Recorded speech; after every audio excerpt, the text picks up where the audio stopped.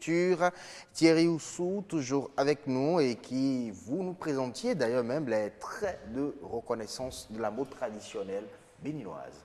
Oui, comme on peut déjà le voir, c'est les styles dans lesquels nous nous retrouvons très à l'aise. Par exemple, quand vous voyez un Béninois s'habiller en boba, il est très à l'aise dedans. Comme vous, d'ailleurs. D'ailleurs, comme vous me voyez. Oui. Le Yagbada, avec notre gobi traditionnel, comme ce que vous avez vu tout à l'heure dans l'élément témoin. Vous voyez comment il était très à l'aise, il s'exprimait très bien. En fait, c'est des traits par lesquels on peut nous reconnaître facilement. Aujourd'hui, les parures que nous avons, les parures que nous portons, c'est vrai que je ne l'ai pas sur moi ici, vous avez des perles qui sont faites à base d'argile de chez nous.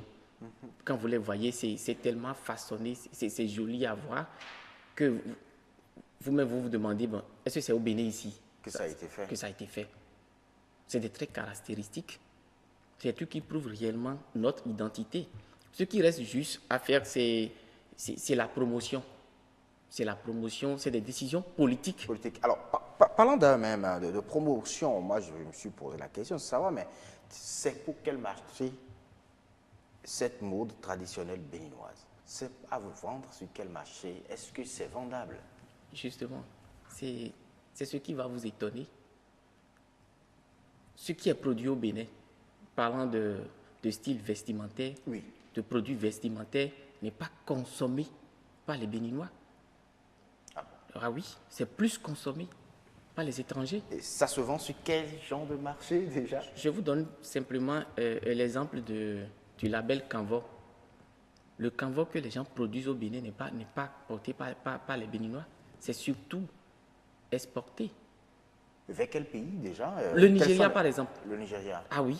Le Nigeria, donc, est grand consommateur. Ah oui, un grand consommateur du Canvo. Il faut dire aussi que nous partageons une partie de notre culture avec le Nigeria. Ça, c'est vrai, mais ce n'est pas la raison, en fait.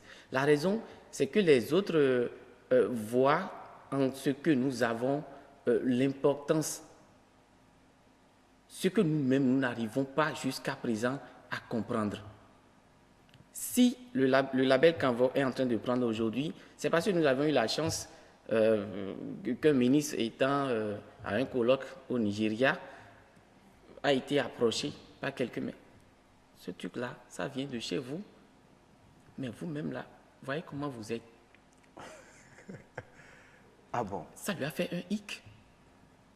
À son arrivée. Et donc, de retour... De retour, il a pris les taureaux par les cornes.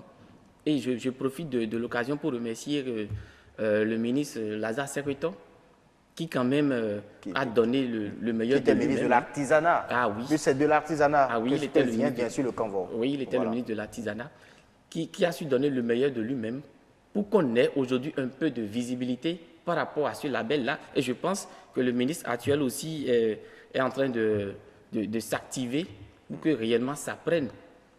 Pour que ça prenne. Sinon, ce qui nous reste, c'est des décisions politiques. Il y a des marchés qui attendent même, de consommer le label béninois. Ah oui. Seulement, la question qu'il faut se poser, est-ce qu'aujourd'hui, nous avons les moyens de produire comme il le faut pour inonder le marché? Le marché. Donc c'est ça le problème. C'est là le vrai problème. C'est ce que vous pensez qu'il faut donc changer pour une bonne promotion de cette mode. Justement, il faut l'accompagnement politique. Il faut des décisions politiques. Il faut mettre les moyens à disposition pour que les industries vestimentaires puissent quand même offrir le meilleur d'eux. Des gens ont la volonté, des gens, ils ont l'imagination, ils créent, mais ils n'ont pas les moyens de multiplier comme il le faut pour quand même assouvir la soif des consommateurs. Mais est-ce qu'il ne faut peut-être pas voir intéresser, expliquer ou sensibiliser certains qui ont quand même les moyens d'installer ces genres d'usines ici au Bénin? Parce que peut-être s'ils se disent que travailler avec les artisans qui font de la mode traditionnelle, peut-être que le marché n'existe pas, un, et deux, peut-être que aussi bon, ce n'est pas des gens avec qui il faut peut-être collaborer et autres. Il y a à établir quand même cette relation de confiance entre les investisseurs et puis les artisans au Bénin. Ça, c'est vrai. Ça, c'est vrai. Mais je peux quand même vous dire que déjà, le ministre actuel voit l'importance de la chose et la fois dernière, vu tout ce qu'il a, prévu pour ce domaine, nous avons compris. Parce qu'à un moment donné, il a parlé de ce domaine de la mode, surtout de l'industrie de la mode. Comment faire quand même pour donner un souffle à ce domaine? Ça veut dire que le problème de confiance, genre, est-ce qu'il faut investir, qui va consommer, n'existe plus. Ce problème-là est déjà réglé. Si ce problème n'était pas réglé, la décision politique n'irait pas dans ce sens. Dans ce sens-là. Dès lors que la décision politique va dans ce sens, c'est que le problème de confiance n'existe plus. Maintenant, qu'est-ce qu'il faut? Comment faut-il l'organiser? C'est juste ça, il reste. Et je pense qu'actuellement, le ministre est en train de se pencher là-dessus. Oui. Et dans les jours à venir, on aura quand même le vrai visage de la mode béninoise. Parce qu'il y a une vraie concurrence qui se mène sur ce marché, le marché de la mode. On constate que nos créations sont copiées et qui vont en Chine tout simplement. Et puis, on multiplie, puisqu'il y a ces industries-là qui peuvent produire donc, ces habits-là, ces modèles-là de façon industrielle, ce qui fait que rapidement, ça revient sur le marché et ça inonde le marché et ça empêche les autres qui sont ici de vendre en réalité. Justement, c'est comme je l'avais dit, tant qu'il n'y avait pas d'accompagnement politique, tant qu'il n'y avait pas de décision politique qui pouvait quand même motiver les gens.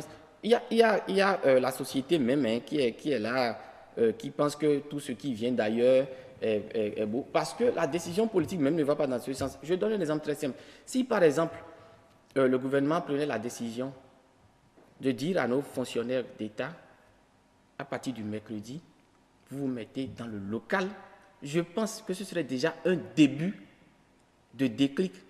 Même le simple citoyen qui est dans le privé comprendra qu'il ne faut pas être en veste tout le temps ou en chemise. Il faut mettre aussi les moyens.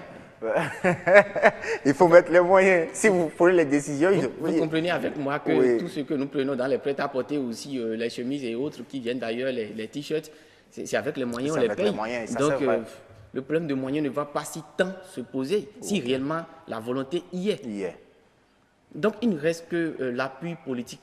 Et là, je continue de le dire, comme je l'avais dit, actuellement, le ministre actuel, quand on regarde la façon dont il prend déjà les choses, quelque chose sera fait. Donc, il y a de l'espoir pour la mode traditionnelle béninoise. Et donc, on retient donc qu'il y a le marché interne et il y a le marché international également, le marché étranger aussi, qui sont donc réservés pour consommer donc, de la mode traditionnelle béninoise. Le seul problème, c'est qu'il n'y a pas les moyens pour pouvoir produire à hauteur, dans une proportion industrielle. C'est ça le problème qu'il faut corriger. Ah oui, c'est le problème qu'il faut corriger. Et puis,